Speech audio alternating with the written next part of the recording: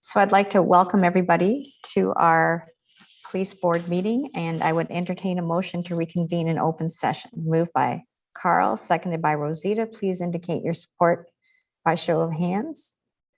Thank you. We are now in open session. We acknowledge the land on which we gather today is the traditional territory of the Haudenosaunee, Anishinaabe, and Neutral people. We acknowledge the enduring presence of the Indigenous people with whom we share this land today, their achievements, and their contributions to our community. We offer this acknowledgement as an act of reconciliation between Indigenous and non-Indigenous peoples of Canada.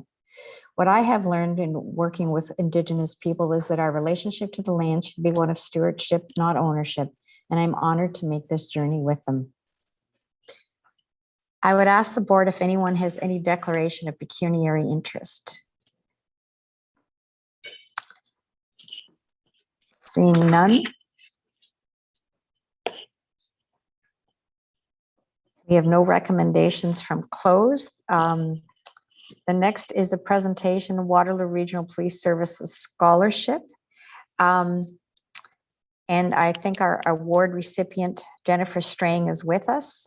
So I will turn it over to the chief. Thanks so much, Chair Redmond and members of the board, and happy May. And what a great opportunity to welcome Jennifer, as well as a professor from Conestoga College, Mr. Stevenson.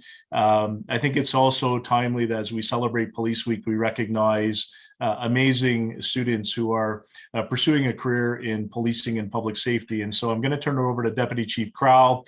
Both Deputy Crowell and Deputy Hilton participate with Conestoga College in this annual award. Of course, the last couple of years has been virtual. So I do hope at some point we can meet everybody in person, but want to welcome Craig and Jennifer, and I'll turn it over to Deputy Crowell. Good morning, Mark. Thank you, Chief. Good morning, Chair Redmond, members of the board. It's always a pleasure to present good news to the board and the community. This year's recipient of the Waterloo Regional Police Service Scholarship Award is Ms. Jennifer Strang. She's a longtime resident of this region, Cambridge in particular. And she's, as you can read from the report, an excellent student in the second year of the Police Foundations program at Conestoga College. Jennifer joins this program as she was described as a mature student because she's had a long commitment to our community and a lot of life and career experience. Previously, she was a graduate of a personal support work program for Mohawk College, and she's had a long list of work experience, including in security, where I believe she is outfitted now, working for the day, in logistics as a childcare provider, a personal support worker, and a child and youth worker. And she's had a long history of years of volunteerism with Cambridge Minor Baseball as a parent-teacher association representative of the Elgin Street Public School Committee. And she joins us today, keen and interested in pursuing a career in policing. I had a chance to speak with her this week, and she was busy balancing not only her work life, but also being a student and a full-time parent, so she's got a lot on the go. And we're very pleased that she's joined us today to receive this award. She is committed to a life of community service, and she certainly exemplifies the values of our service in this board. So it's my pleasure on behalf of Chief Larkin and Deputy Hilton to present this scholarship award to Jennifer. And subject to any comments or question that any board members wish, we might open an opportunity for Mr. Stevenson or Jennifer just to provide any comments as well. Thank you. Thank you, Deputy Crowell. I see no questions or comments. I guess I'm going to go to Craig Stevenson first, if I can, and then we'll hold Jennifer. I hope you both make comments. I'll just make the observation that outstanding teachers, mentors, coaches, and people in the faith community can change lives. So thank you very much for your commitment and participation as coordinator and professor of Police Foundations program at Conestoga College. Craig, I don't know if you want to make a couple comments before we hand the floor over to Jennifer. Sure. I'd just like to thank Waterloo Regional Police Service for their support of our program. They have always been an extremely helpful and responsible partner with us, and they've sponsored this scholarship award for years, long before I came. We cannot meet the program outcomes that we've been able to without the support of our community partners. And Waterloo Regional Police Services has always been one of the most outstanding partners that we've had. So I'd like to thank everyone there and the Police Services Board for this annual invitation. I think it's a well-deserved recognition of our students and the work that our students do.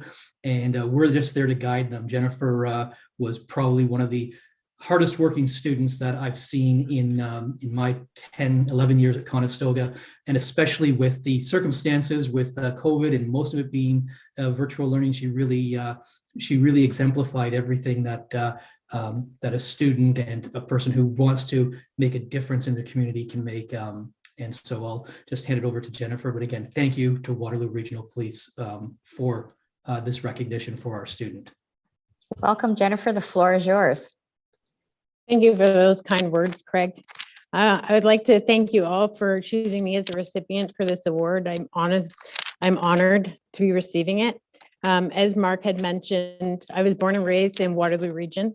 When I first applied for this program, my singular goal was to work for the WRPS.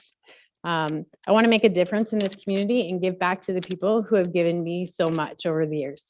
Last week, I had a chance to work with some people with OACP recruiters, and the practice was an incredible experience filled with many takeaways that will help me on my journey.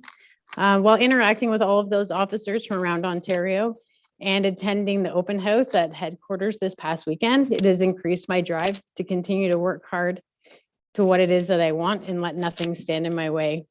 With all the barriers that COVID had placed on me during my college experience, I took them as another challenge and worked hard to do the best I could, learn as much as I could, and it will help me in my career, my future career as an officer. To receive this scholarship award is an incredible way to cap off my college career, and it definitely shows that the hard work you put into things is definitely worth it and will pay off in the end. I thank you again to the board, and I hope someday soon I'll be working alongside of you. Thank you, Jennifer. I really, what resonated with me is you said you let nothing stand in your way, and it sounds like your plate is very full and you have accomplished outstanding things, and we look forward to welcoming you to the fold. So thank you very much. You're a very worthy recipient, and on behalf of the board, we want to thank Craig Stevenson, Conestoga College, and congratulate you on a job well done. It's the beginning, not the ending, right, Jennifer? Terrific. Thank you very much. The next agenda item is a delegation. I'd like to welcome Mifram Abed and Fazia Mazur from the Coalition of Muslim Women of Kitchener-Waterloo. They're registered to speak as a delegation at our meeting today and will speak to hate crime statistics in Waterloo Region. I would welcome you both, and you have 10 minutes to address the board. I don't know who's going first, if it's Fazia. You've unmuted, so I'm assuming it's you. Go ahead. Thank you, Chair Redmond. I want to ask for your forgiveness for one thing. I have not timed my presentation today, so I ask for forgiveness if I go over 10 minutes. Just let me know and I'll stop. So for those of you who may not know me, my name is Fazia Mazur. Today I'm presenting on behalf of Coalition of Muslim Women of KW, or CMW. We are a local nonprofit that has been actively working on countering Islamophobia and racism in Waterloo Region over the past 12 years. We have an active hate and discrimination reporting system, which is one of its kind in Canada. We document hate crimes and also hate incidents, acts of race-based discrimination. And we also provide one-on-one support to victims, which are culturally appropriate, timely, and need-based.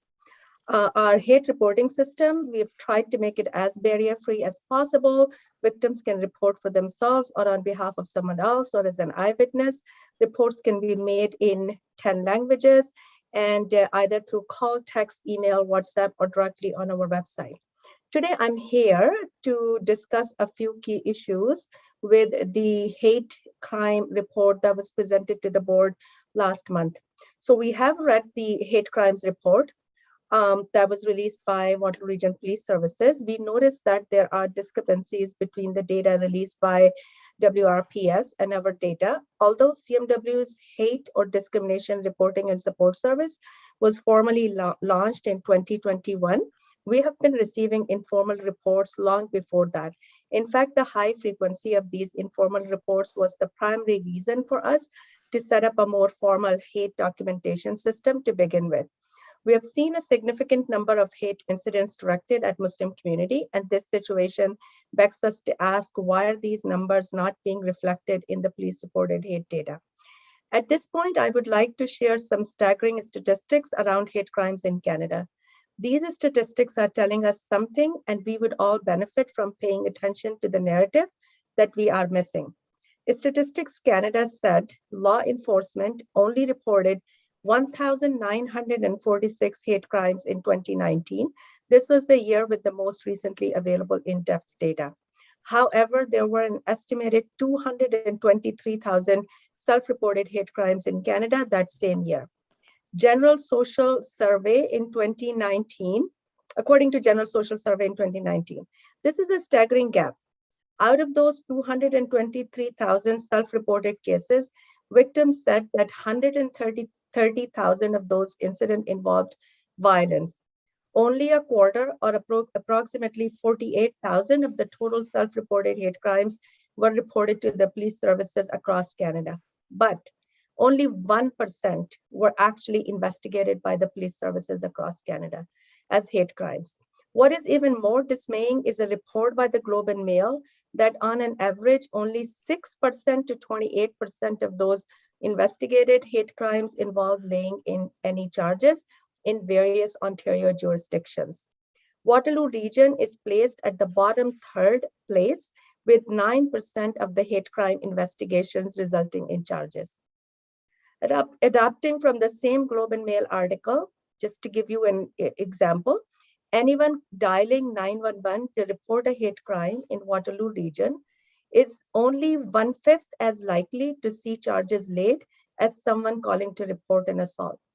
Instead, the likelihood of charges being laid is more on par with the standard mischief case. However, the communities that have been on the receiving end of hate and bias-based incident will tell you how important it is for them that the hateful acts against individuals and institutions of their communities are investigated fairly and thoroughly, and charges are laid proportionally. The report claims that there has been a decrease of hate crimes on the basis of religion against the Muslim community. It would have been a wonderful news had we not seen and heard the realities from the Muslim community locally. There has been a steady increase in the hate bias motivated incidents directed to the Muslim community in our region. We definitely see discrepancies between what we hear and police reported hate crimes against the Muslim community in this report. And you may ask, why is that? We believe that these discrepancies can be explained by the following. Number one, low reporting from the Muslim community to Waterloo Region Police Services. Number two, Waterloo Region Police Services low prosperity to lay charges in hate-motivated criminal acts. Number three, where charges are laid, hate as the motivated factor may not be included. Number four, lack of nuance in documenting hate crimes when it comes to the consideration of intersectionality or multiple identities of the victim. I would like to bring your attention to some of the well-documented reasons for low reporting of hate crimes by the victimized communities. They are reported as fear or distrust of the law enforcement agencies, language barriers, lack of knowledge about their rights and or avenues to report, and a general sense of hopelessness that their reporting will not change anything. All of the above apply to the Muslim community here in Waterloo region. Today, I'm here to request that Waterloo Region Police Services analyze the 2020 hate crime report through a critical lens. It is important to contemplate on issues that I've mentioned today as this report being discussed and analyzed for further action. We're well aware of the problematic nature of hate crime legislation and definitions in Canada. We recognize this is not an issue specific to Waterloo Region Police Services. We also acknowledge the changes happening within the Waterloo Region Police Services systems to document the identities of those calling to report to the police. We think this is an important step forward to ensure we're identifying victims and victimized communities.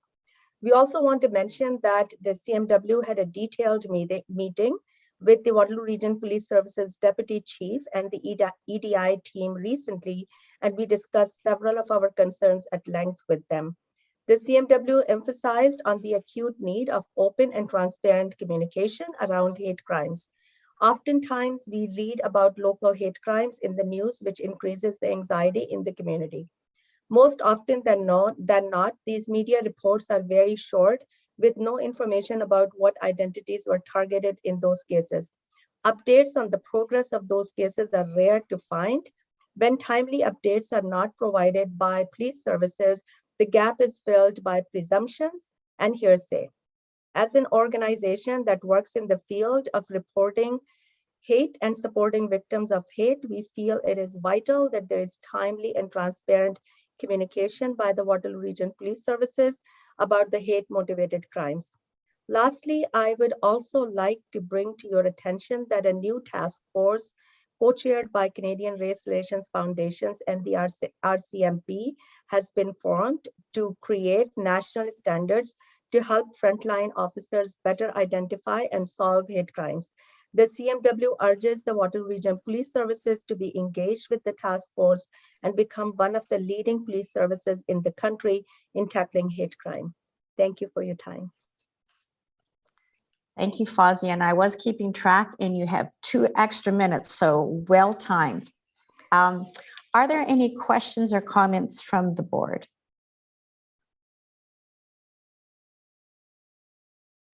I appreciate your bringing this forward and highlighting it. It's good to know that you've already met with the deputy and that we will continue to work forward. And I've written down your points as well as your suggestion that we participate with the task force through the RCMP.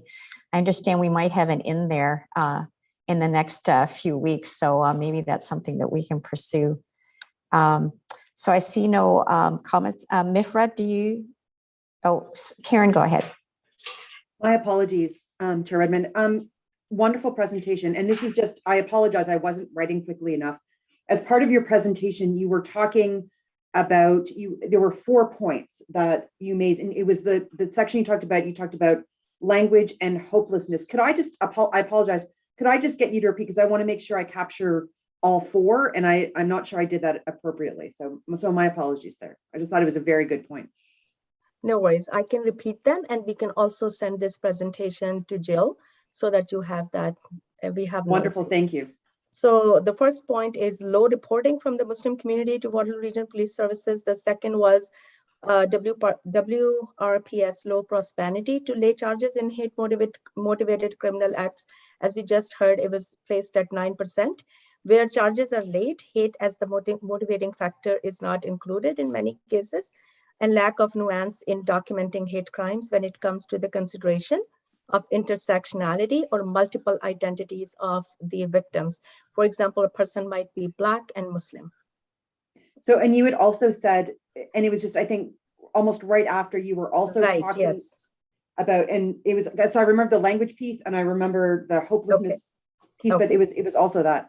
Okay, so fear or distrust of the law enforcement agencies, language barriers, lack of knowledge about the rights and or avenues to report, lack of knowledge about their rights and or avenues to report, and a general sense of hopelessness that their reporting will change anything. Wonderful. Not wonderful that those are the cases, but thank you so much for reiterating that. Thank you. No problem. Mifra, I saw your hand go up. There were 2 extra minutes. Did you want to take those 2 minutes and provide anything additional to what Fawzia has presented? No, I was just going to add that I'll be sending the presentation to Jill if anybody wants the copy. I have to say what I appreciate is the clarity and the focus of your presentation, and also the fact that we're looking forward, because we can argue that these are old statistics. We can argue that the pandemic has changed so many things. So I'm really happy to hear you talk about the path forward and being informed by statistics, but do it on a go forward basis. So thank you very much for a very as I said, focused, and we all took our notes, and Mifra, we look forward to receiving the presentation. So thank you very much. And our next agenda item is the consent agenda. And I'm wondering if any board member wants any of the items removed for the regular part of the agenda. If not, I will take a mover and a seconder, and we will deal with all of them in one motion. And that's 9.1 through 9.6. Carl, are you moving it, or do you want something separated? I'm moving it. Thank you. And Karen, were you seconding it? Thank you. I see no further hands, so I will call the question. All those in favor of accepting the consent agenda items as listed? Thank you, colleagues. That is carried. Any business arising from the minutes?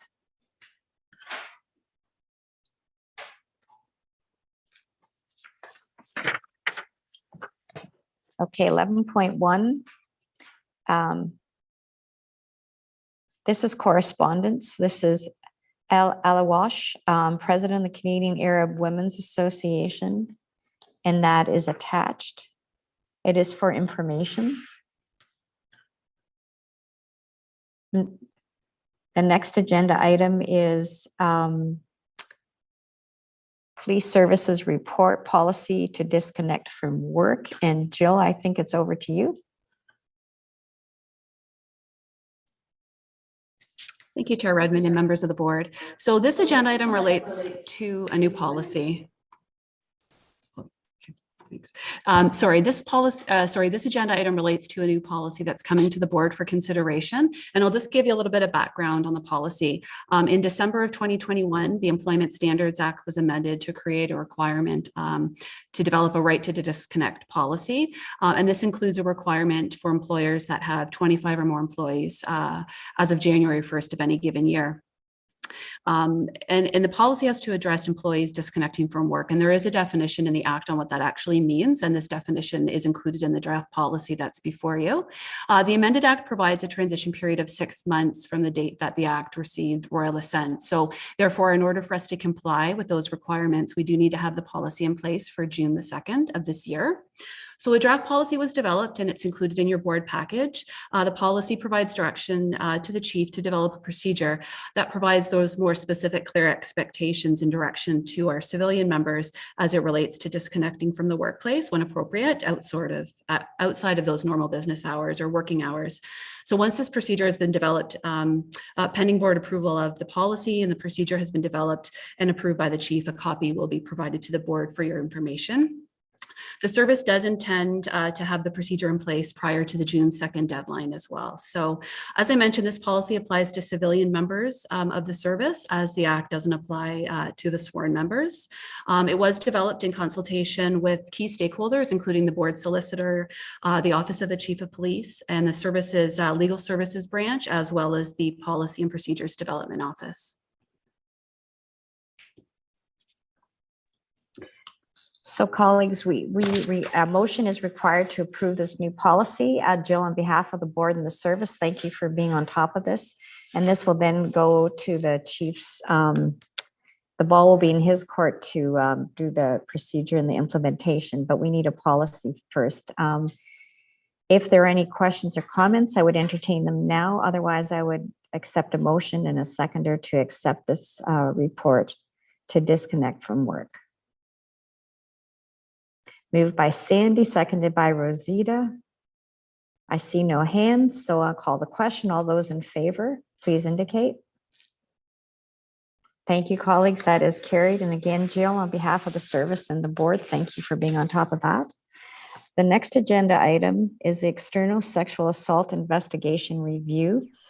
Colleagues, this is for information. And Chief, over to you, or straight to Acting Staff Sergeant Jen Ranta and Sarah Castleman. Do you want to make opening comments, Chief? Thanks so much, Chair Redmond and members of the board. As we roll into the Chief of Police reports, we have a busy agenda, but I'm very pleased to welcome Staff Sergeant Jen Ranta from our Special Victims Unit, along with Sarah Castleman, the Executive Director of the Sexual Assault Support Center, Waterloo Region. And it's been some time since we've had the privilege of having Jen and Sarah attend a board meeting, largely due to the global pandemic. And so I'm very excited to see once again that our sexual assault external review team has been up and running, and we're very grateful for our advocates in our community for their continued support, as well as the leadership of Staff Sergeant Ranta, as we continue to enhance our approach to sexual assault investigations and ensuring that we do everything we possibly can for victims and survivors. So I'm going to turn it over to Jen and Sarah, and I believe they have a presentation. So good morning and welcome, Jen and Sarah. Thank you very much, Chief. Good morning, Chair Redmond and members of the board. We appreciate your time. Sarah Kassman and I will be presenting to you. I will turn it over to Sarah to start the presentation. Hi, someone has made it so that I can't come on screen. So if someone could just, who has the power to put me on screen, that would be great. Anyone? We're working on it, Sarah. It's above my pay grade, so hang on. Okay, there we go. Start my video. I can do it. Hello, everyone. In the meetings I'm in, I usually have the power to do that. So thank you so much for inviting me today. It's been a couple of years since I was last here, and it's very timely because May is Sexual Violence Prevention Month. So my name is Sarah Kassman. I'm the Executive Director of the Sexual Assault Support Center of Waterloo Region, or SASC for short. And I've been doing anti-sexual violence work in our community for 20 years now. So I'm just going to talk a little bit about the background of what's brought us here today.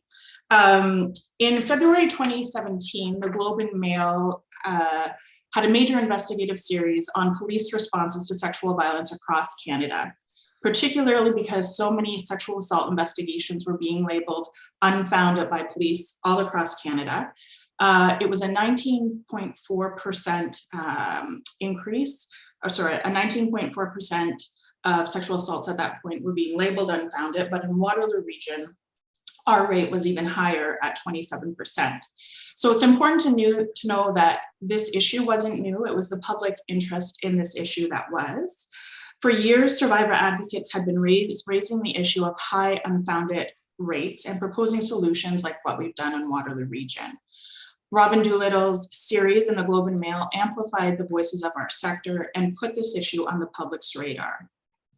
So in response to the Globe and Mail article, the chief assembled the Waterloo Region Sexual Assault Task Force, and I was the co-chair of both subcommittees working on proposals in regards to improving police responses.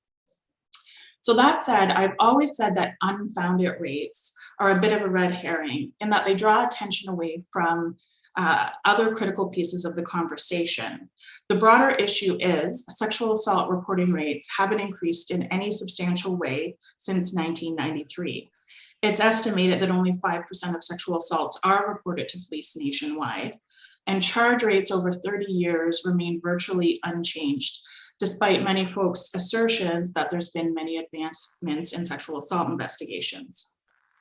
So the big picture in Canada is that for every 33 sexual assaults that are reported to police, 12 charges are laid, 6 are prosecuted, and 3 lead to conviction. This filtering effect and the social attitudes it exposes impact survivors in our community. The majority of survivors that our center works with choose not to report to police. Many of those that do report are left harmed by the process, be that at the investigative stage, the prosecution stage, or through judges' rulings. So a few years back, as a community and as a nation, we had to make the decision. Do we accept our current police processes as inevitable, or can we do better? So it wasn't an easy process, but in 2018, WRPS chose to adopt an amended version of the model called Violence Against Women Advocate Case Review, or VACR for short.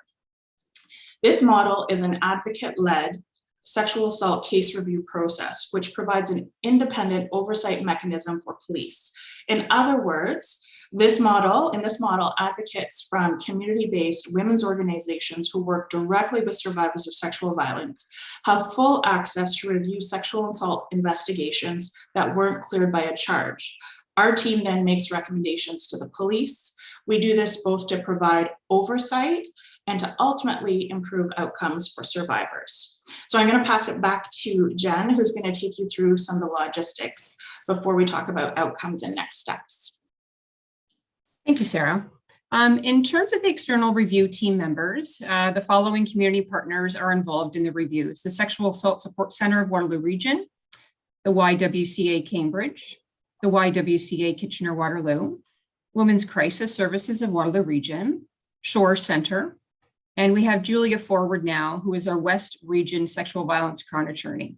She joined our group last month, and she will be joining our group starting July again. Each organization has 1 to 3 members who attend the quarterly meetings.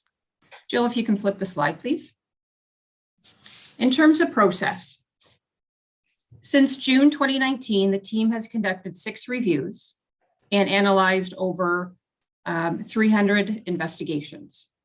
Due to COVID restrictions, there were no reviews between September 2020 and October 2021.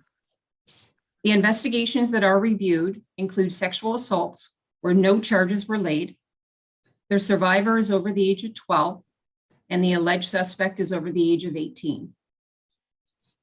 The purpose of the reviews is to ensure best practice approaches and responses to sexual assault reports, improve effectiveness of the investigative process, encourage reporting, promote open communication and cooperation with WRPS and advocate agencies, and to improve transparency of sexual assault investigations.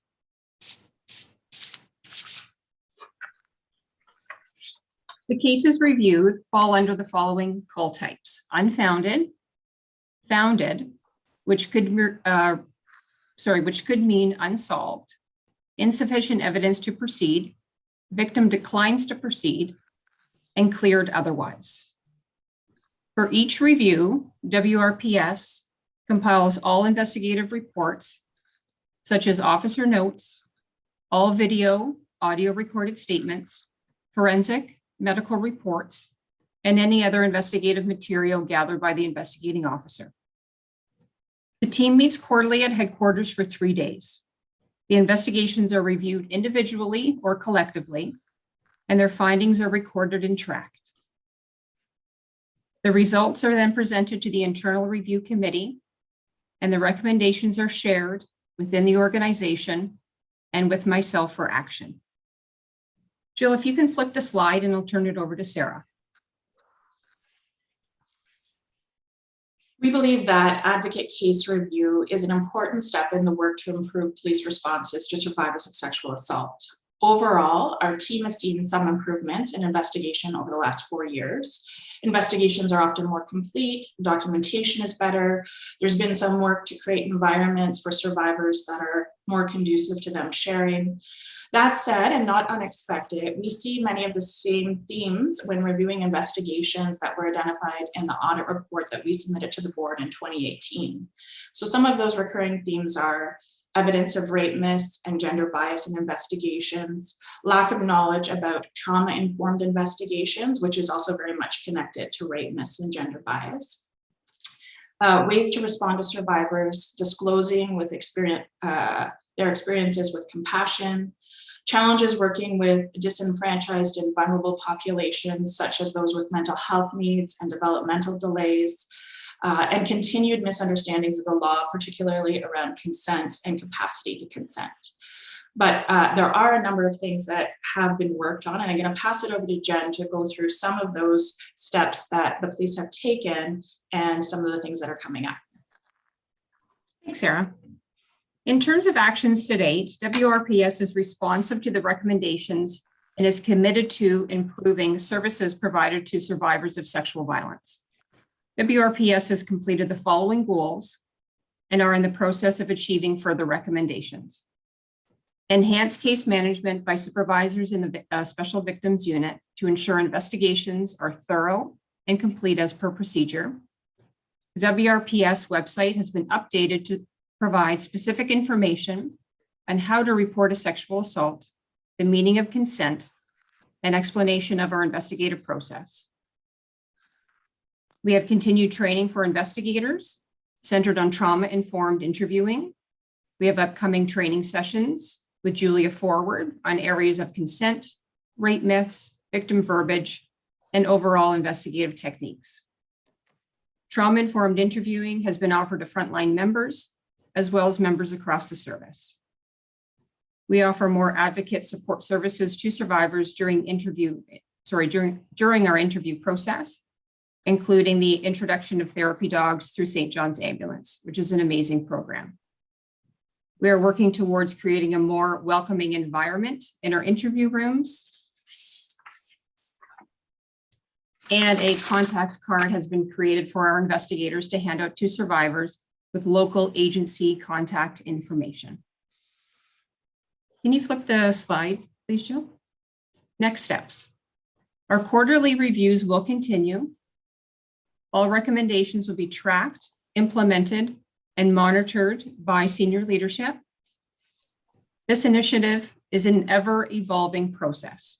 We have learned the collective success of these reviews with our trusted community partner agencies have improved service delivery and victim support. Does anybody have any questions? And that's our team. I'm just going to go through a few pieces in regards to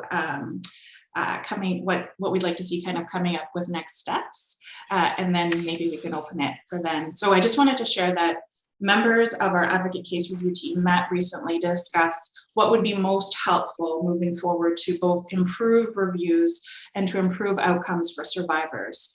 Large systems like policing are resistant to change, which is why we as advocates have to have a critical role in pushing for something better. So here are some of the key things that we'd like to see moving forward. We'd like WRPS and our team to officially become members of the Improving Institutional Accountability Project. This is a federally funded project led by Sunny Mariner, supporting communities and implementing advocate case reviews in municipal jurisdictions across Canada. So being part of this project would give our team access to improved tools and would allow us to tap into what's happening in terms of best practice in policing around sexual violence. In joining this project, Waterloo Region has the opportunity to be leaders and change makers in this work and really be committed to the gold standard for reviews. We'd also like it on our community's radar that the not-for-profit agencies doing this work aren't funded for this work. Our sector is incredibly stretched right now, and this is a significant commitment of time and resources that should be funded. So funding for this work recognizes the expertise and value of community-based survivor advocates who hold the stories and experiences of thousands of survivors in our community. So if you're someone in this room with influence in our region, please make funding this work a priority.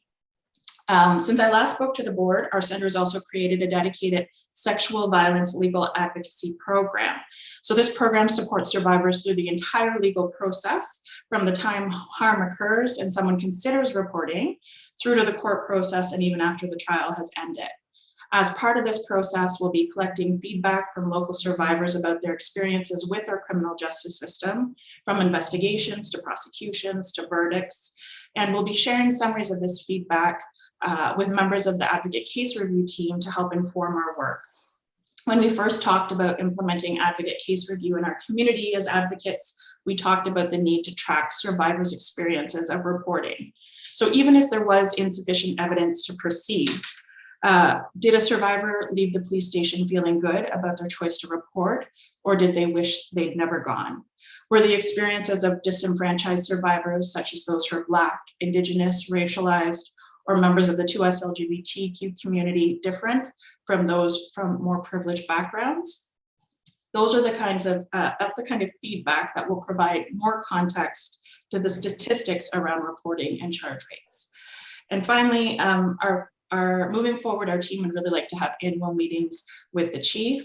We just had a meeting with Chief Larkin and Deputy Hilton on Monday to discuss in more detail many of the things that we outlined today. And it's our hope that the work we're doing as an advocate case review team can be a powerful force for progress and increasingly positive outcomes for survivors of sexual violence in our community. So thank you for inviting me and Jen to be here today. And now I'll go back to, if you have any questions, please let us know. So thank you, Acting Staff Sergeant Ranta and Sarah, for this. It is innovative. We will certainly take your suggestions under advisement. Sarah, I guess the one question I would have for you is some of the requests for funding should probably be made to other decision makers and not the Police Service Board, as much as this is a very integrated partnership. So I would encourage you to show up at a council meeting near you soon, in addition to this presentation. Karen, go ahead. Thank you, and thank you for the presentation. And this is, it's a minor point in all of the work that you guys are doing, but you got me really interested when you were talking. There's a line that talked about improvements in creating an environment conducive to sharing their experiences. And I was just curious about that. And are you talking about like physical infrastructure spaces? And so what popped into my head, and this is a terrible analogy, but I know, sometimes when children are going through surgery, they actually have rooms that are specifically dedicated, so they are less scary and frightening, and so that the color choice, and even how they have the examination bed, it's disguised like a little castle or something. And so that's very trite in comparison to what sort of you're talking about here. But I was just curious to get a little bit more information about what some of the things that you may have done already, or what you're thinking about is you look at how could we create a best practice for that in our area. Sure. Thank you very much. Yeah, our CYAC is where our children interviews are conducted. Their facilities are a lot different than our facilities here at the IS building. We do conduct our interviews across the service, whether it's at South Division, North Division, or Central or IS. I was specifically speaking of the IS building. Our interview rooms, we have 2 of them that we utilize, and they are a little bit stark.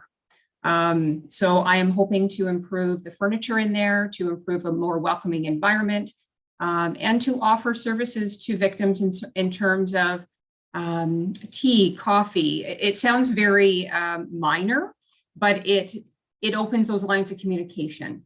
Some of our victims come in here and a tragic event has just happened. And it's just to open those lines of communication and to make them feel most comfortable. So whether it's, physical space, as well as anything else that we can offer them. And that was a recommendation from Sarah's team as well. Thank you. Ian, go ahead. Thank you. And through you, Chair Redmond, I appreciate your report and the recommendations there. I guess the question I have is, we always are looking to be a leader here in Waterloo region, and in putting in context, where at this point, and there's more to be done, and there's some of the recommendations that this report makes. Where would you say this places us in terms of being at the forefront of doing this in a new and innovative way, either provincially or nationally? And is that part of the reason of being part of the federal? I think it was the federal project that you were referring to. So I just want to understand, how quickly are we getting to being a leader, because we are in many areas, and we should be in this one as well. I can speak to that a little bit. So the project's called, it's a mouthful, and I always have to look at it too, because I just call it the federal project, but it's Improving Institutional Accountability Project, so IIAP. And that's under the leadership of Sunny Mariner. And so Sunny Mariner, back in the day, was actually, like me, an executive director of a sexual assault center, but well before this was on the community's radar, she was working at bringing this model to communities across Canada. So she's had many years of experience doing this work. Associated with that project, and when I say don't quote me on this, I realize that I'm on the news and live streaming, but it's approximately, there's approximately 30 communities across Canada that are working on models like this. I think 20 are really kind of central in Sunny's project, and then there's another maybe 10 or so that are doing adapted models. Our model's an adapted model, but it's very similar, so it'd be very easy. And I know the chief and deputy chief were looking at that just on Monday, and we were talking about how we could potentially make that happen. So being part of that project would allow us, over the last number of years, some of the tools that reviewers use have changed. There's a lot more training available for reviewers who might know a lot about sexual violence and the work that we do at community-based centers, but haven't been exposed at this level of police, the logistics of police, the police world. So there's a lot of pieces that could help us move forward being part of this project. And I believe that this is the gold standard in terms of a sexual assault case review in Canada.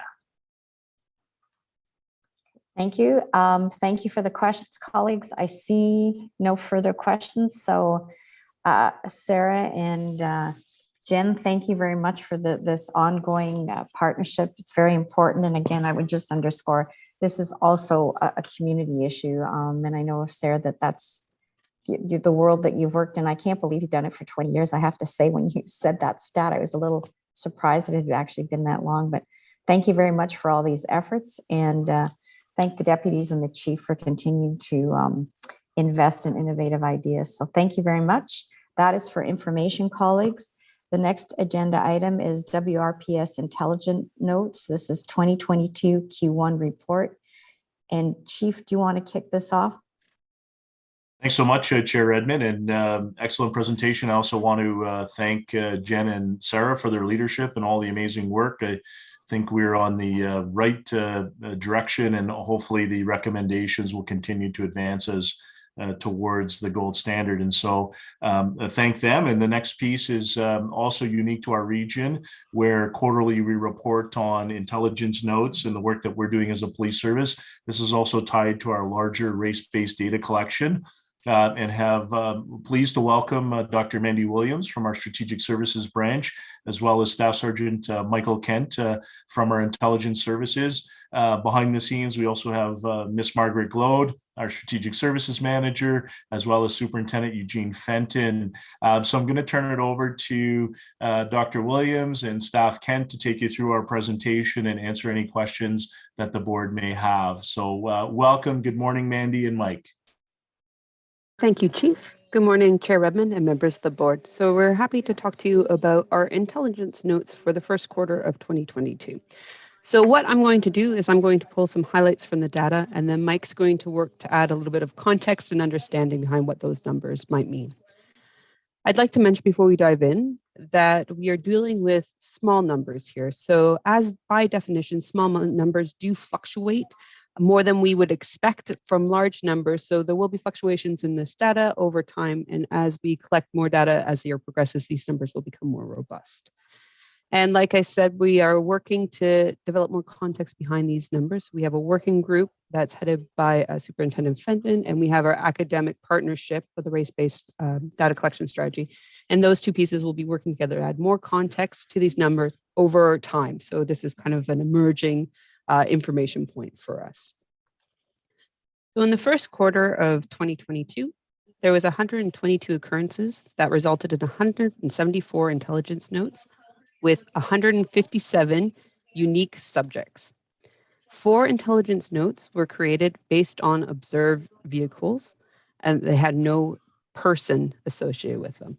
And so now I'm going to pass it over to Mike to tell you a little bit more about what this means in terms of intelligence notes. Morning, Chair Redmond, members of the board. So I just wanted to cover off quickly basically what intelligence notes are and what they are not.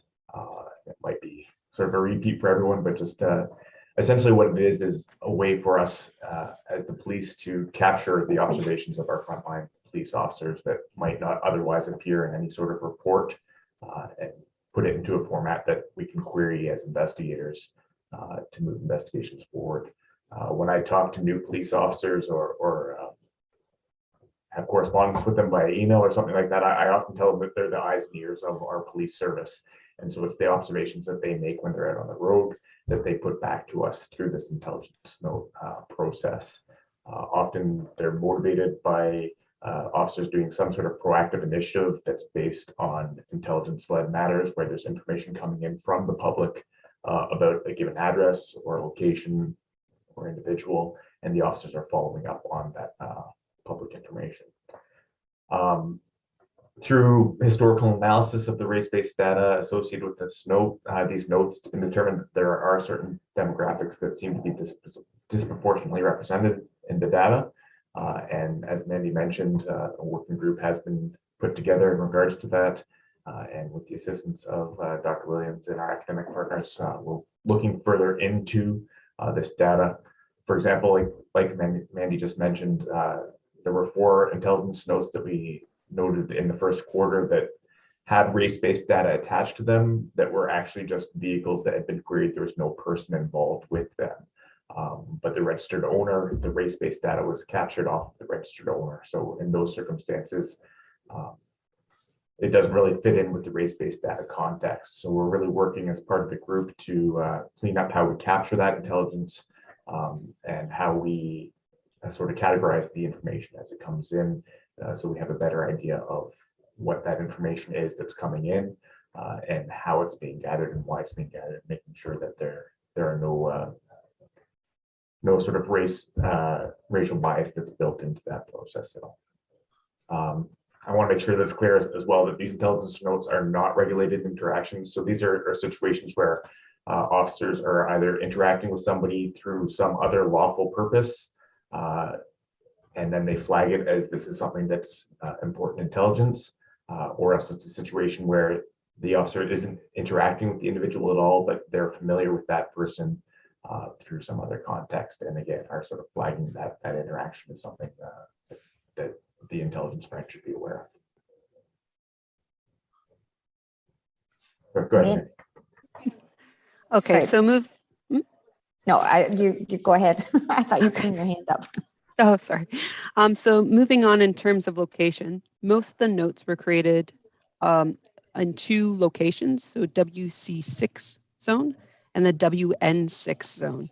And this is because of due to targeting specific addresses that are associated with criminal activity in those areas. And I'm going to let Mike explain what that kind of looks like on the ground. And again, when we talk about policing zones like Central 6 Zone or North 6 Zone, for example, those are fairly large geographic areas. But we did see sort of a spike in the percentage of notes in certain of those zones. And again, it's because of targeted addresses. So when officers are providing intelligence notes to us, a lot of the time it is based on, again, it's a proactive initiative where we've put out information about a particular address or a particular individual. So officers are keyed into the fact that we're looking for intelligence about these locations or these individuals or these vehicles, and the officers are, as a result, generating notes on them.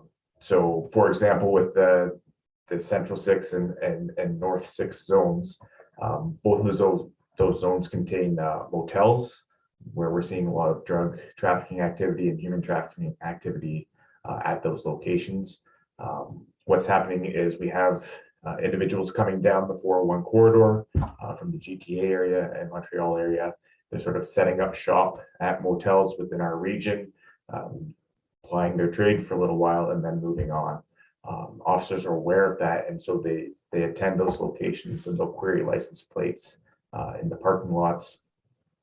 And if a vehicle is associated to an individual that we know is involved in criminal activity, then they'll generate a note for us as a result of that. Another example of that sort of thing would be if we're receiving information from the community about a location where drug trafficking is occurring, officers will attend in that area. And again, they'll make queries of individuals, or if they recognize an individual that's known to the police coming or going from that location, again, they'll generate an intelligence note as a result of that.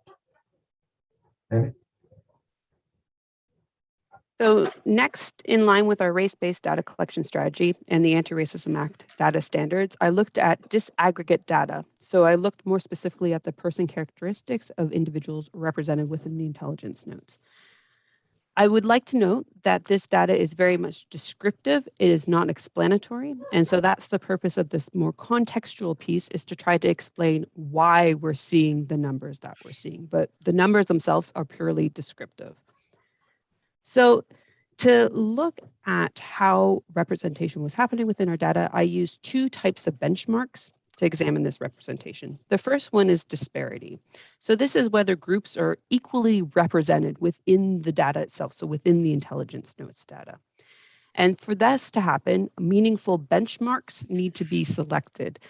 So for age and gender, I thought a meaningful benchmark could be the equal distribution across all the gender and age categories respectively. And for race, I used whites, the proportion of whites in the data set as compared to the other racialized minority groups in that data set. The second indices I looked at was disproportion. And this is whether groups are represented based on what would be expected on population demographics. So here the reference or the benchmark was the Census 2016 population data for Kitchener-Waterloo area, which is problematic, slightly out of date. We have new census data being released in the fall for the race data. And also it doesn't capture transient populations, which we have a lot of in Waterloo. So which means on the ground that the percentages you see are probably likely overinflated as compared to the actual demographics that we see in the area. So just keep that in mind. For both comparisons, I used a 1.5 cutoff for my odds ratio to indicate kind of areas of concern is what it's called. But again, small numbers, so few cases can make this ratio jump drastically. So moving on to the actual numbers. For age, regardless of the benchmark used, younger adults, so those aged 18 to 39, were overrepresented in our intelligence notes. That's compared both to kind of equal distribution and what would be expected based on the population. For gender, again, regardless of the benchmark, we saw that men were overrepresented and women were not. For race, the benchmark matters here. So when I looked at that disparity index, comparing the racialized minority groups to white, I see no evidence of racial disparity.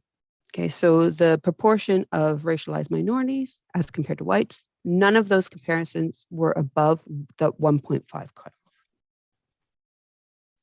For disproportion, a slightly different story. So this is where the numbers of individuals in the intelligence notes were compared to population demographics.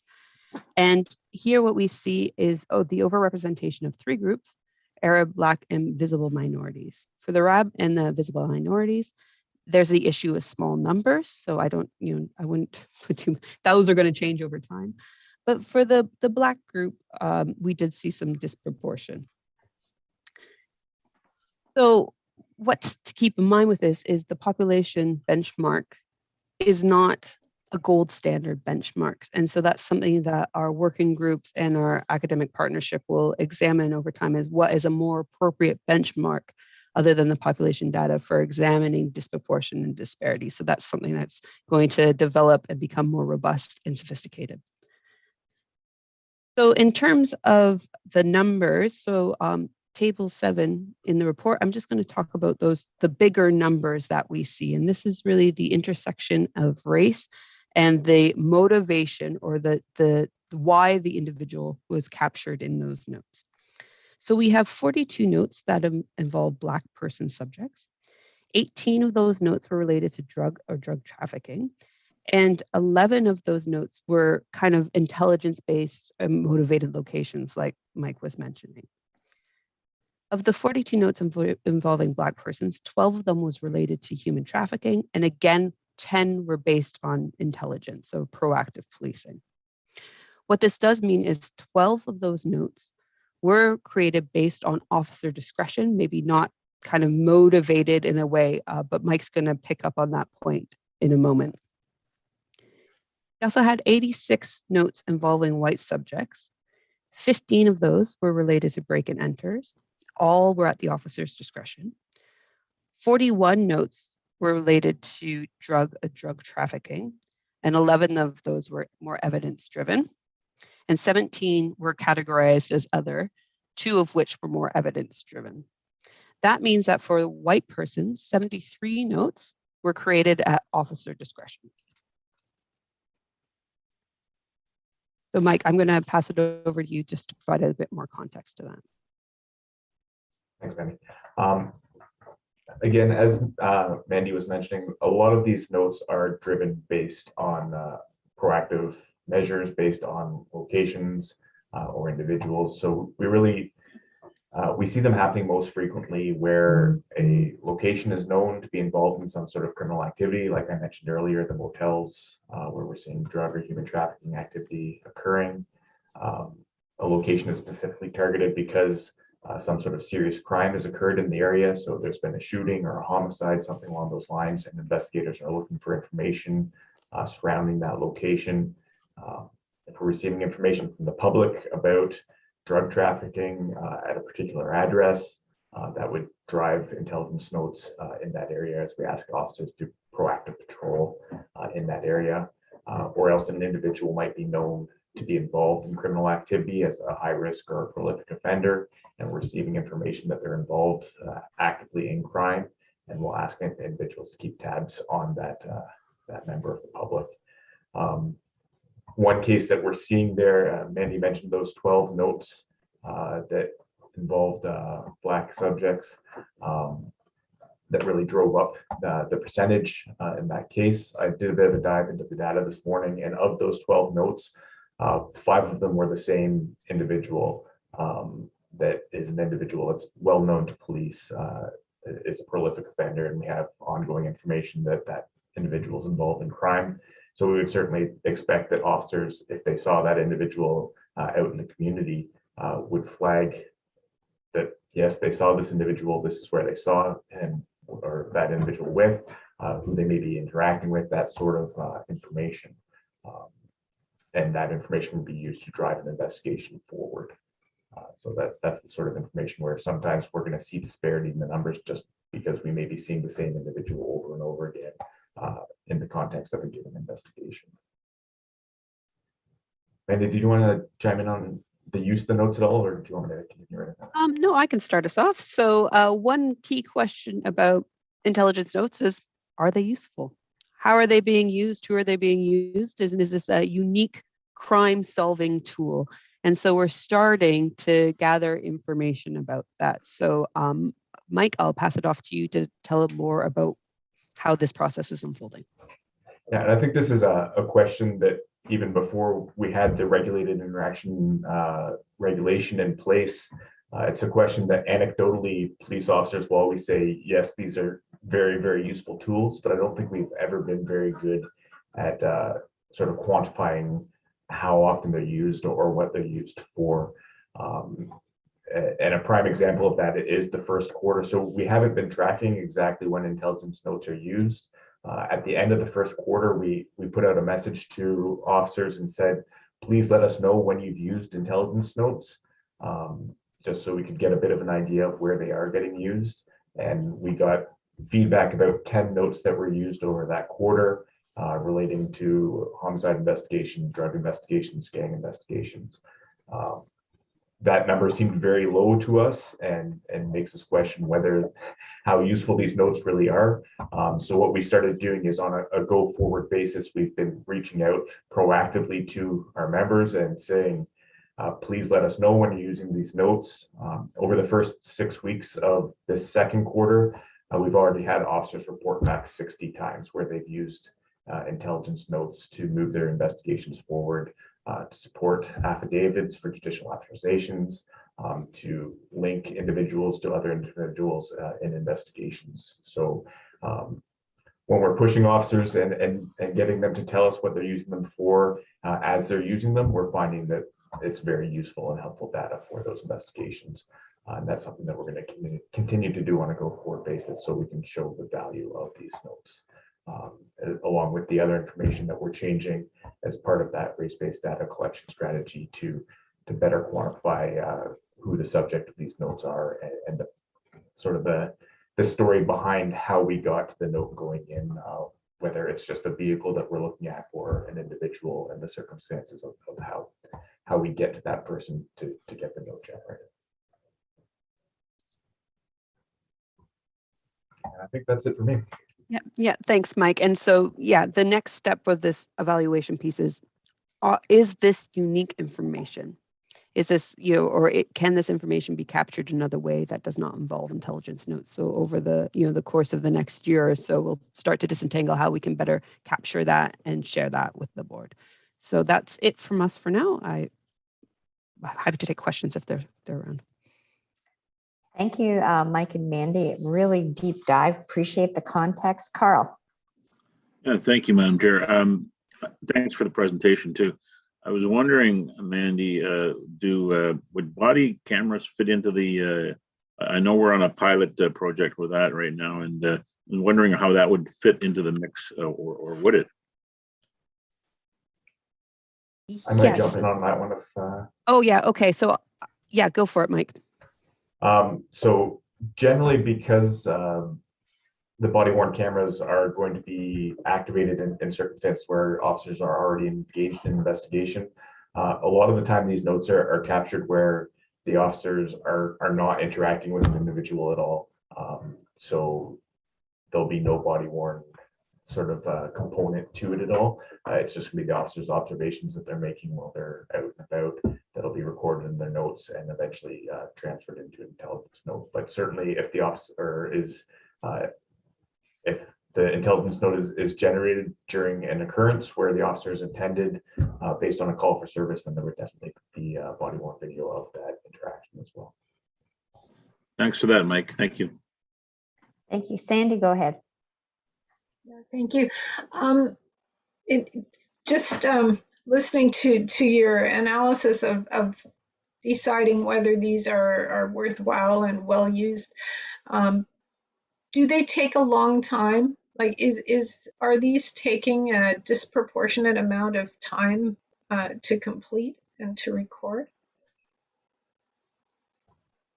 I think it's a fairly user-friendly module of our records management system. Officers can complete them out on the road. As far as the go forward and the race-based data collection strategy piece, we're trying to integrate new fields into the module that will just be quick drop downs that the officers will do a quick selection of the drop downs to sort of, again, show that history of how we got to the point where we're doing the collection of data. So it shouldn't create too much of an additional burden at all. Okay, thanks. And this is just a minor point, but when I was looking at the charts, how do you identify a visible minority over and above the other categories? Just a curiosity thing. And there was only one of them, so it's not a big deal. Yeah, that's an issue. Yeah, that's an issue of the, no, Mike, you don't want to take this one? Okay. That's an issue of the fields being used within the form. So within the form, the racial categories are actually from the household survey. But according to the race-based data standards, we need to use different types of data fields. So that's a discrepancy between, so visible minority is an actual box that they can tick, frontline officers can tick within the form. Moving forward, we're going to align those with the data standards field. So you'll see that phased out over time, but that's why that was an option somebody could have selected on the form. And all of those selections are always just based on officer perception. So there's certainly going to be a variance based on just what the officer perceives versus what somebody actually identifies as, what member or what group they identify as. Okay, Sandy, anything further? Okay, Rosita, go ahead. Thank you. Well, will the data be updated? Because it's a subjective thing, right? It's an officer observation. Will you be updating once the information is more like review, like the actuals? Like the age thing is so subjective. How do you know this person is within this age range? And for the perception as far as race is concerned, that's always officer perception. When it's a situation where the person is known to police, we'll often have their date of birth already in our database, and we'll be using their actual date of birth that's associated to the name. If the officer is actually interacting with the individual, whether it be through a traffic stop or a citizen-generated complaint or a call for service, again, often the officers will speak to that individual and gather that age data as a result of that interaction. On occasion, it would be just based on apparent age, based on an observation, but I would say that would be very rare or almost never. So further then, it's kind of a regulated interaction and intelligent notes then the way you're saying this, because they're known to the police, or right? That's correct. So it's not a regulated interaction in that for it to be a regulated interaction, it needs to be a circumstance where the officer doesn't know who that individual is. They don't have a real defined purpose beyond a hunch or an interest or something just seems suspicious. Then they might stop that individual, and then it becomes a regulated interaction when they try to collect that person's identifying information. With the intelligence notes, it's always going to be a circumstance where we already have a lawful purpose to be interacting with that person, whether it be from a traffic stop or a citizen-generated call for service, or else frequently with the intelligence notes, the officer isn't even interacting with the individual. So they just observe an individual that's already known to them. And the purpose of the intelligence note is to tie that individual to the location where they observed them, or to another individual that the officer knows. So if there's two individuals that we know are involved in the drug subculture, we know both of them, but we've never seen them together before, the officer might develop an intelligence note or submit an intelligence note that sort of links those two people together as associates. Thank you. This is for information, colleagues. I really appreciate the context and in setting it up. You've answered some questions that I didn't even think of and some that I had. So thank you both very much. We look forward to the ongoing monitoring of this aspect of police reporting. So thank you very much. The next agenda item is Modernization Project update. Colleagues, there will be a motion required to this. And Chief, do you want to kick this one off? Thanks so much, Chair Redmond. And as you mentioned, there's two recommendations related to this specific report, and I'm going to turn it over shortly to Superintendent Morris and Mr. Bob Hillhorst. But there's two specific pieces. This is a return from the previous meeting in April, where we've actually narrowed it down based on board direction. So you'll see a report that is in compliance with board direction with two specific asks, which would include the addition of 43 additional body-worn video in 3 specialized units. But to take you through some key items, welcome, good morning, Superintendent Morris and Mr. Bob Hillhorst. Thank you very much. Good day, Chair Redmond, members of the board, and Chief Larkin. May I have permission to share my screen? You certainly do for me. Started. I don't know. Okay. I think that should work. Yep. Yes. All right.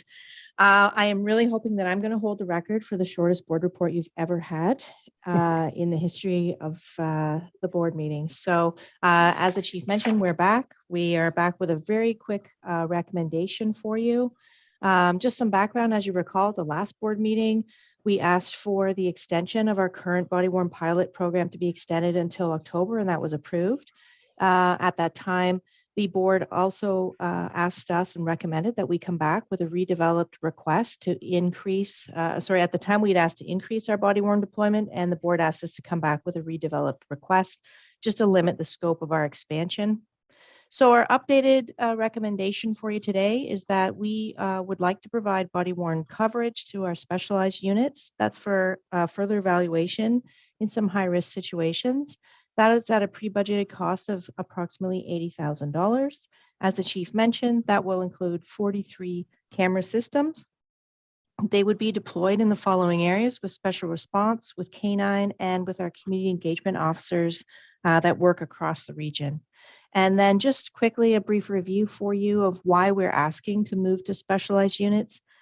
We'd like the opportunity to evaluate in some unique risk management conditions and environments. And we're also looking at further ways to assess the value of these video systems in relation to procedural adherence, public complaints, and training reviews. And really, that's just ultimately those lead to better improvement in our quality of service. So that's the recommendation we have for you today, subject to any questions. Thank you. Thank you. Tony, go ahead. Through you, Madam Chair. Just a point of clarification, the $81,000, is that relating to the extended special services that will be getting the body-worn cameras, or does that also include the extension of the current program to October? Would like to take that one. I'm good to answer that, Chief. Shane? That is specifically related to the extra 43 cameras that we're looking to deploy this year to our specialized units. There is no added increase in cost for us to move forward with the expansion until October.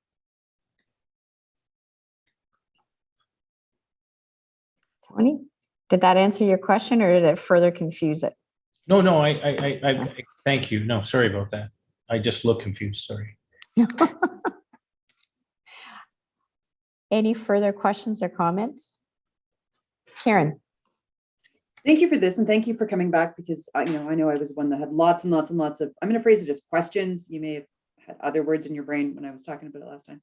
So thank you. This is incredibly responsive to what we were talking, I think, about at our last board meeting. And just to confirm, so the three categories there, the community, all of those are net new, because I think we talked about getting additional data, and I think I remember in my brain that those were sort of the newer areas, and I'm just looking to confirm that.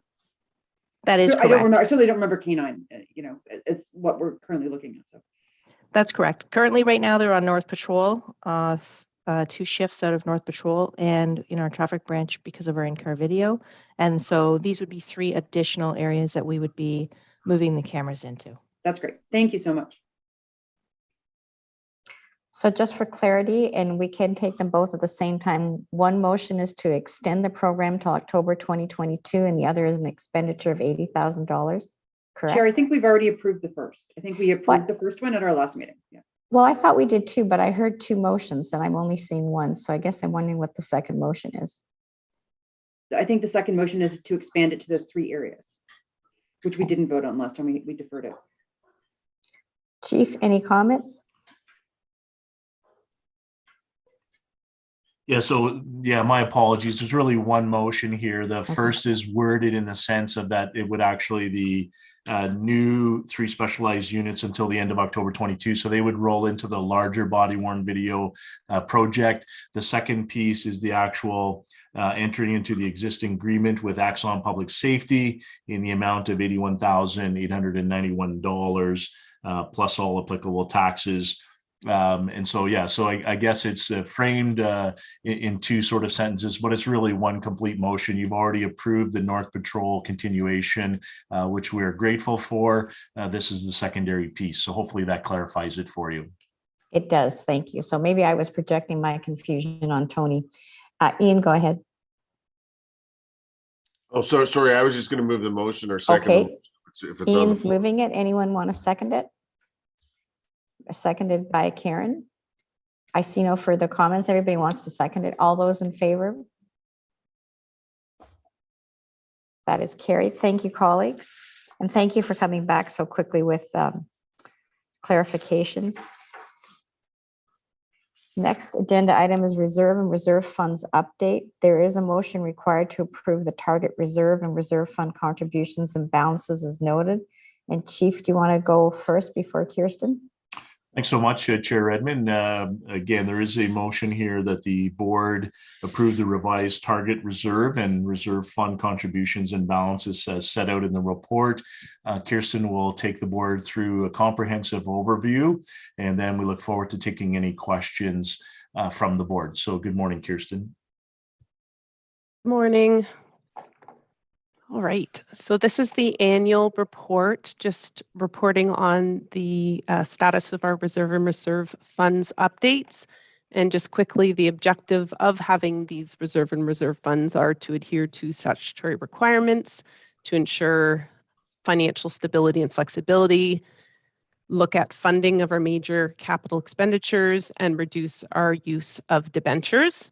So as you're aware, we did approve a policy back in September of 2020, and the report just sets out the balances at the end of 2021 of all of our reserve and reserve funds. I'll just quickly note some highlights for a couple of them. So from a Wsib Reserve fund perspective, we continue to have a shortfall.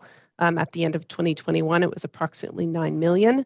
We do continue to increase our contribution to that reserve, and we also look at funding any overages through our operating budget annually. and we will continue to do that going forward. Our general reserve is meeting our target rate of 2 mil. Our benefit claims stabilization reserve is actually above target. We have been funding any overtures again that we've experienced through the operating budget in terms of actuals. Our voice radio reserve has now 2 years worth of surplus funds from the voice radio agreement. Our capital reserve, it is recommending an increase. We will need to relook at how we're going to fund the replacement of our voice radio end user gear, such as portable and mobile radios through the 2023 budget process, and we'll likely need to fund a portion of that through debentures. Our vehicle reserve is also recommending an increase in 2023, and that's due to 2 items, just increases in the cost of vehicles, as well as increases in the number of vehicles. We continue in partnership with the region to increase our contributions to our facility renewal reserve to lessen the amount of funding that is utilized through debentures. And lastly, just 2 notes on unfunded liabilities that were mentioned in the regional report on 2021 financials. Our sick leave liability is now at 38 million. We have grandparented out the sick leave payments for eligible people in approximately 2005. So that is being mitigated, but we do have approximately 35% of our members still eligible. We do fund any current year costs from our operating budget. And lastly, our employee future benefit liability. It has also increased to 144 million. It is not funded. And again, through the recent bargaining of the collective agreement, we have been able to mitigate going forward the lifetime benefits for members. So we continue through our capital budgeting program and through our 2023 budget to look at strategic use of our reserves and lessen our reliance on debentures. And through the 2022 budget process, we were successful in reducing both the funding of capital by debentures and increasing the funding through reserve and reserve funds. And we will continue to do that for the 2023 budget process. Thank you. Ian, go ahead. Yeah, thank you, and through you, Chair Redmond. Just on the biggest chunk there, which is the Wsib Reserve. We're self-insured. The plan, I guess I'm interested in the plan. I guess I find it interesting because I did work there for 8 years. The unfunded liability that is there, the shortfall would be if you paid out all the claims that are in place right now all at one time, which will never happen. But you still have to plan for insurance lingo to have the resources in place to cash flow it. So I guess my question is, it's 8.8 million, it looks like. What's the I guess the actuarial advice or the financial advice we're getting about how quickly or how much of that needs to come down in what time frame so that we are still considered solvent? And I guess I would argue that we're still in reasonable shape, but what's the plan that will then have to be, because we have to fund it from somewhere. There's some other shortfalls in there as well that may come from operating budget, the small surpluses that we would have. Well, what's the plan for that one? Because that's the biggest chunk, and it's probably it's the most obvious one, but it's also in some ways the most reliable one, because you'd never have to pay out all the claims at one time, but that's the way they make the calculation. Kirsten, do you want to respond? Sure. So there is a recommended contribution level through the actuarial annually, and we take that information when we build our budget for the following year. As you recall, through the last budget process, we did take a strategy of a 3-year phased-in approach to get to that recommended rate. However, the rate seems to increase every year. So we continue with that strategy to slowly get up to the appropriate rate. The last 2 years, because our actuals have exceeded what we've contributed towards the reserve for the current year costs, instead of having that liability grow, we have funded that deficit through the operating budget. So we continue to try to mitigate that growth from that perspective as well. And then, we continue to look at our funded contributions. And lastly, there's also an HR strategy around WSIB and trying to, get people back to work or trying to prevent people going off work in wellness programs, et cetera. So in short, the plan, the collective, because there's a variety of pieces to the plan is in place, and it seems to be working because it's we do have a plan to chip away at it, which is the right approach. Okay, thank you. Rosita, please go ahead. Thank you. I think I asked the question last year about the unfunded liability. Is there any mechanism that will be in place to fund those liability? I know it's a big amount, but just like your strategy with WSIB, a certain percentage, is it possible to do little by little to try to achieve the amount? And another question is the benefits claim stabilization reserve. I know we have excess fund, and we do want to be conservative and make sure we have enough. Is there any chance that we have less contribution to that reserve fund, but redirect to the sick leave and the benefit liability things? Yes, so two things on the benefit stabilization reserve. We have, again, to mitigate the increases we're seeing on medical and dental, utilize some funding from that reserve to, mitigate or smooth out our budget increases related to the costs associated there. We also, again, phased in increases for medical and dental over a 3-year time frame in our last budget process. So again, any overages we've been funding through our operating budget from that perspective as well. Definitely, it's been a topic of conversation. Which one do we kind of chip away at first? Is it our liabilities, or is it establishing a reserve for some of the unfunded liabilities? For the 2021 operating surplus, because we needed to use $1.6 million of that to fund our 2022 operating budget, we didn't have a lot left over. And of course, there was also the strategy to ensure that we have appropriate funding for our capital program. So it's definitely a conversation we're having and we'll continue to have. And it's, a very good point that we need to look at how do we start establishing reserves for those unfunded liabilities. Oh, is it okay to kind of maybe in your 2023 budget to have something or some suggestion? Yeah, definitely. We'll take that recommendation in our planning process for 2023 for sure. Thank you. Any further questions?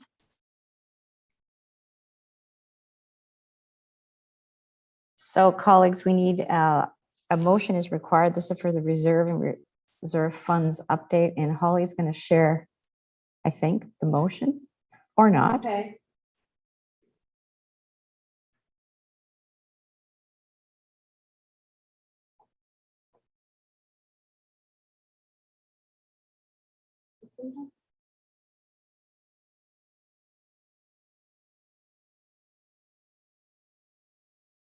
So it's the revised target reserve and reserve fund contributions that was in our report. If I could have a mover and a seconder. Moved by Rosita, seconded by Ian. See no further speakers, so all those in favor, please indicate by raising your hand. That is carried. Thank you, colleagues. And great questions. And even better answers, Kirsten. So thank you as always. The next agenda item is the March 2022 Financial Variance Report. This is for information. And Chief, I don't know if you want to kick this off or we'll just go straight to Kirsten. Yeah, thanks so much. It's hard to believe that we're sort of looking at the first quarter of 2022 already, and we're preparing for the second quarter, and of course, very much planning for the 2023 operating and capital budget. It's amazing how this cycle continues. So thank you for your feedback on the reserve piece, and I just want to highlight the work of Kirsten and team. It's really advanced over the last 5 years. thanks to Kirsten's leadership. So we'll take you through the current first quarter variance report. Overall, I think it's positive news as we continue to be very much focused on managing the envelope of monies that are entrusted with us. So Kirsten, over to you to take us through all of the exciting things happening in the finance world. Thank you.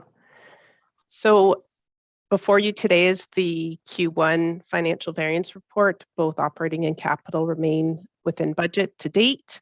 From an operating perspective, we have approximately a positive variance to Q1 year to date of about $700K.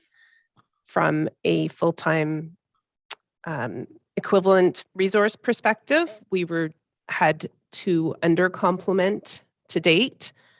We were 9 over complement on temporary full-time civilians. However, those offset some of the under complement positions as well as backfill members that are on pregnancy or paternal leaves. We also had 10 positions funded above. So those are for secondments like Ontario Police College. From a salary and wages perspective, we were under budget year to date, and that's primarily been driven through a larger number of members on leave for maternity, paternity leaves. As well as I just want to note that we did add 35 sworn positions to the budget this year. However, the timing of that is 18 in August and 17 in December. So the budget is budgeted year to date based upon kind of 3 months worth. So we're kind of seeing a bit of positive variances due to the timing from that perspective as well. Our overtime is over budget to date. It has been increased from 2021 levels, and that's partly due to supporting other police agencies through the Freedom Convoy protests, which we hope to be recoverable.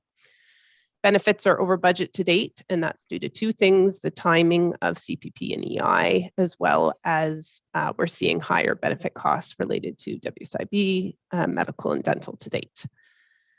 Other allowance and benefits are underspent by about $300K, and that's due to lower to date eligible retired members' sick leave payments, as well as lower training expenses to date. I'll just touch on a couple of the larger ones. Services are lower than budget to date by about $300K as well, and that's due to just lower expenses seen to date for some of our programs in court services, wellness, prisoner meals, radio expenses, and a delayed implementation of our online customer service system. Fees year to date are over budget, and that's primarily due to a timing issue. We tend to have a lot of our software maintenance fee invoices come in at the beginning of the year relating to full year. So that's a timing issue. And then lastly, just revenue, we're slightly over budget. There's a lot of positive and negative variances built within that. Again, a bit of timing related to our cost recovery billing for Pride, but from a positive perspective, our new community and safety policing grant programs, we did see increases. So we do expect to see a positive variance overall for the year. From a capital budget perspective, we spent about $7.4 million year to date, and we've got about 31 committed. From a fleet perspective, we've placed 18 vehicles, and we do have additional monies budgeted for the sworn member expansion and fleet that might be required for that expansion of resources. For IT and voice radio, some of the main projects in IT for this year is replacement of our human resource information system. We have a partnership with a region, and it's out for RFP right now. The Modernization Project body-worn video and in-car video that Superintendent Morris took us through. Next generation 911, disaster recovery, and automated asset and evidence solution and video conferencing. And from a voice radio perspective, they are decommissioning the old system and expect to complete the implementation of the new system this year, as well as some additional equipment needed for that. Facilities refresh equipment and furniture, we've spent about $300K year to date. We also have additional monies budgeted for the expansion of the positions. From a facilities program area perspective, we spent about $7 million to date. Some of the projects, the North Division facility window deficiency project is actually occurring right now. So I know this is a capital budget we have carried forward for a number of years, but the replacement is happening right now. So that's great news. New central division is in progress in construction, still anticipated to be completed later at the very end of this year. We do have monies budgeted for kind of part 2 of a parking expansion project at headquarters, but right now that's just paused pending the outcome of the communication center location review. We also have a project related to implementing electric vehicle charging stations at all of our facilities. We're continuing a project to ensure appropriate magazine explosive storage for our emergency response team, which is currently being stored in Brantford. We continue our security enhancements and facility management, facility upgrades as a result of the internal audit. And lastly, we continue to fund facility renewal projects. Thank you. Thank you, Kirsten. This is for information. Any questions, Karen? Thank you. And it's just a bit of a, as opposed to what's in here, which is great information. It's a bit of a look ahead. As we, as I came to the university today, we drove by a lot of gas stations, and I know gas prices are rising. And I believe I think it's captured under materials and supplies. And I just noted it because you talked about the fact that, we're actually doing okay there. But I wonder if, as we look forward, just because we have a lot of vehicles on the road driving around, and as gas prices continue to go up, do you have any concerns, Kirsten, that we're going to see a more significant variance? Like, this is only to end of March, just in terms of forward planning for us here? Yeah, so we have a slight deficit so far, about 40K, and it's again predominantly related to pricing. It is something that we're watching, but at this point, I don't see it being a material variance overall in our operating budget. But yes, definitely that is an item that is concerning and will impact our 2023 budget. And it's not like you've got control over gas prices, quite frankly, either. It's just it's a cost we have to bear. Thank you. Thank you. Any further questions or comments? Kirsten, thank you again for a really clear, concise report on where we are to date. So good to know. And you've anticipated some of the gives and gets that will unfold depending on the timing of expenditures and revenue. So thank you very much for that. The next agenda item, colleagues, is the monthly Chief of Police report verbal. So over to you, Chief Larkin. Thanks so much, Chair Edmund, and just again want to recognize all the work from a finance perspective. And I think Vice Chair Schnarr raises a really good point when we look at consumer price index, we look at construction cost, and we look at fuel cost and inflation. And no doubt that those are all concerning, and we'll want to reassure the board that we're very much attuned to this. Looking at our 10-year capital forecast, and I have asked Deputy Crowell to pull together an update for the board in June to look at the impact of consumer price indexing, fuel prices, potential for the rest of the year, so we can project it to give the board some insight, working very closely with the Regional Waterloo as some of these processes are interacting. So just again, I want to reassure the board that we're very much doing that. But as I transition to the Chief's report, want to first start by celebrating May, and this week in particular is Police Week, and it's an opportunity to join police services and communities across our nation to celebrate our profession. And we kicked ours off for the first time in 2 years with an open house, where we welcomed thousands of citizens from across the region to interact with our members, to interact and see our facilities and our equipment, to visit the Children's Safety Village, and to make an impact on the community that we live in through non-perishable donations to the food bank. And I know that our members were so very pleased to see the overall support, significant, a number of folks from across our region, from our urban and rural centers, with great comments of thank you and supporting our service. And so I think there's lots of amazing things happening. And so I want to thank the team, but more importantly, also thank the board for your leadership and your continued guidance as we celebrate Police Week. The last 30 days since we last met, I will use one word, and that is busy. It has been exceptionally demanding on our front line and our investigative areas, And in particular, the one that I'd like to just sort of talk a little bit about and give some insight is around call volume. Of course, as we roll out of the pandemic and as we, sort of learn to live with COVID and all the different processes, since we last met, our service has managed 18,911 service calls. That's up 5.2% from the previous 31 days.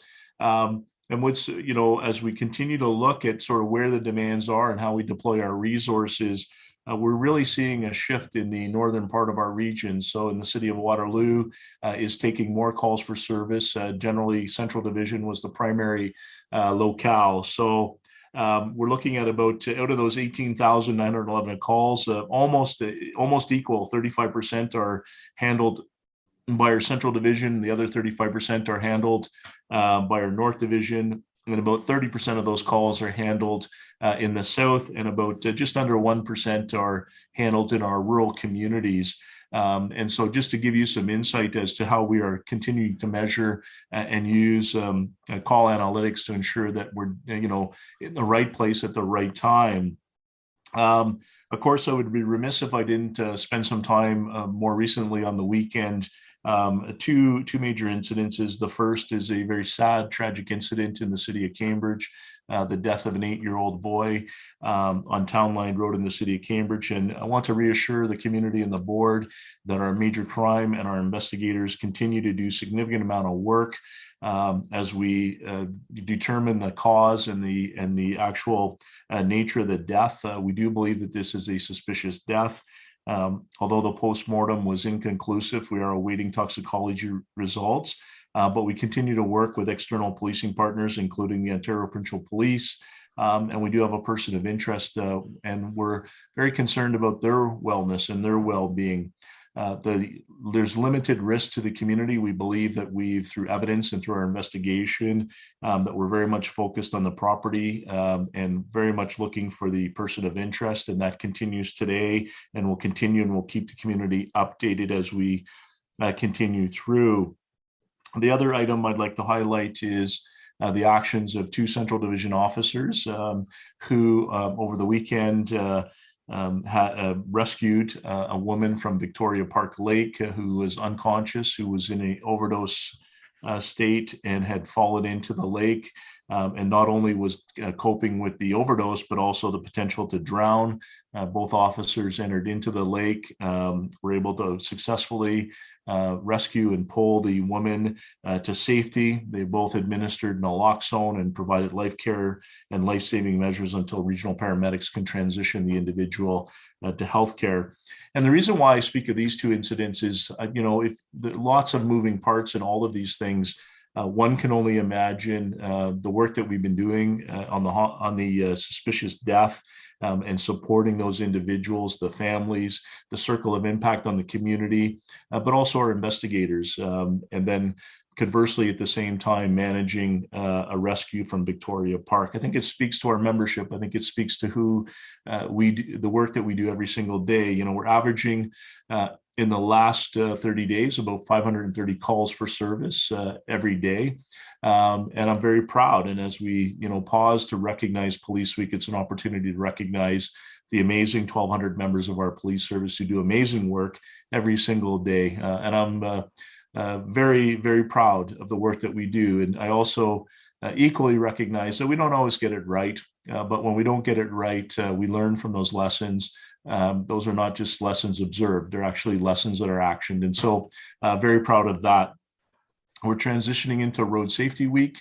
So Police Week will end and we'll transition into Road Safety Week. Our focus will be on the Fatal 4, aggressive driving, speeding, seatbelt use, impaired driving, and distracted driving. Our team we do have a specialized road safety team that is supporting all of the urban and township areas to enhance our presence. But of course, once again, the campaign is really about road safety starts with you. We know that our citizens play a valuable role. We're equally very supportive in watching the many area municipalities that are piloting and moving towards lower speed limits in our residential neighborhoods. We know that lower speed limits provide a greater chance of survival for our pedestrians and cyclists and those involved in serious collisions. And so there's lots of great work, including the enhanced electronic enforcement across our region. And so in short, I want to take this opportunity because Police Week can't happen and the great work that happens every single day can't happen without good governance. And on behalf of Deputy Hilton and Deputy Crowell and the entire leadership team, we want to take an opportunity to recognize our Police Services Board for your strong counsel, your strong oversight, your strong governance, as well as your wisdom, as well as asking the tough questions to ensure that we continue to provide the highest level of service. So again, lots of things happening across the organization, but I wanted to focus on those pieces. As we look to June, we'll also be celebrating the 35th anniversary of the Torch Run. And on June 9th, we'll be welcoming special athletes and we'll be making our way through the region. And in good form, as I plan for retirement, I wanted to remind Deputy Crowell and Deputy Hilton that we were supposed to host the Ontario Spring and Summer Games in 2021. They regrettably were canceled due to the global pandemic. So I've committed to once again welcoming those, but in 2024. So I'll be happy to be a volunteer and to support them coming back to our region. But this is a significant privilege to host the Special Olympians. But more importantly, next month, we'll be celebrating 35 years of excellence of supporting our local Special Olympians as we continue through. So subject to any questions, again, I want to keep it short and brief. I know there's lots happening, and this is probably a record where we're going to finish a board meeting before 12:30. But I do think it speaks to the complexity. The complexity of the work that we're doing also includes the complexity of governance. And so thanks for your great leadership and your great wisdom. What a privilege it is for all of us to serve. Thank you very much, Chief. And Sandy, looks like she has a question or a comment. Go ahead, Sandy. Thank you. Just a question. You referenced the rural response times sort of briefly. Just wondering if there's anything else that you can add to. I know there's been a lot of discussion in the rural areas about calls and call volumes and response times. And so I just wondered if you wanted to expand on that at all. Thanks so much, Mayor Shantz. As you're aware, the board is aware, we're actually in the process of completing an RFP to bring in an outside consultant to assist us. It's been about 8 years since we've done a thorough, comprehensive review of our zones and our boundaries. Our neighborhoods are changing. Particularly, we've seen tremendous intensification in the core area along the phase 1 of the LRT, but we've also seen significant expansion. And I look at Woolwich and the growth along pushing out to Wellington County, pushing out Elmira towards Perth County.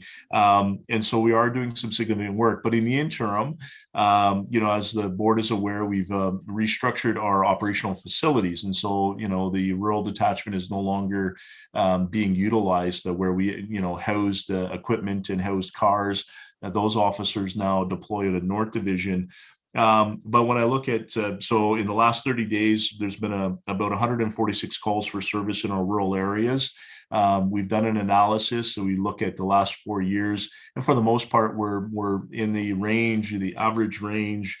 When I look at our response time in the rural area for a priority service call, we're about 12 minutes. In an urban area, that is at about 7.56 seconds, 7 minutes and 56 seconds. Of course, we patrol over 1,100 kilometers of roadway and actually patrol more than 835 square kilometers in rural Waterloo region. But this continues to be on our process. I think we need to continue to enhance our connections with our rural communities. That includes getting out on foot, in particular core areas, say I think of St. Jacobs and the market, as well as downtown New Hamburg and other areas, along with our arenas and those types of processes. But again, on average, we're doing about 16 calls a day in our rural areas. That includes sort of the North and North Dumfries Township. So 3 to 4 calls per zone. The actual call response times and our response rates are within our acceptable range. In fact, they're almost very similar over the last 4 years. The data shows us that there's little change in our response.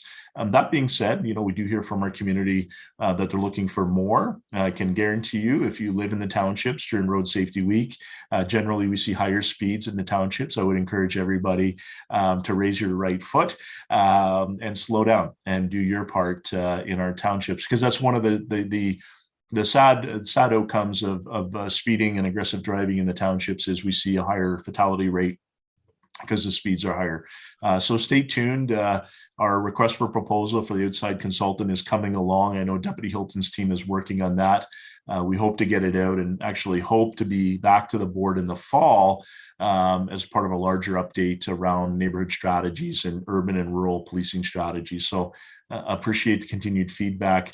And then the board is aware, continue to meet with our urban and rural CAOs. And in fact, a meeting with rural CAO next week to discuss, continued enhancement of policing in our rural areas. We're seeing a real shift. We're seeing people moving from the urban core areas into rural areas at times, and that includes with an expectation of urban services. And there's trying to find that right balance. So thanks so much, Mayor Shantz. And I think we live in one of the greatest townships. So. Absolutely true. Thanks for your attention to us and to all the rural areas. Really appreciate it. And just to highlight what you said about driving through the townships, and one thing that we particularly notice is in our smaller settlements. For example, people are getting from A to B and driving through and forgetting to slow down. And that causes a lot of concern for the residents, and also safety issues for particularly children, but for everyone really. And at the risk of missing our 12:30 deadline, I'm going to quit. Okay. You mean you're just going to turn off your mic? You're not quitting. I'm just going to turn off my mic. I'm done. Thank you. Thank you. Giving me palpitations there. So thank you very much, Chief, for a comprehensive and heartfelt report as always. Colleagues, before we adjourn, I do want to provide an update on Chief Larkin's upcoming retirement, which he just referenced. It was announced last month.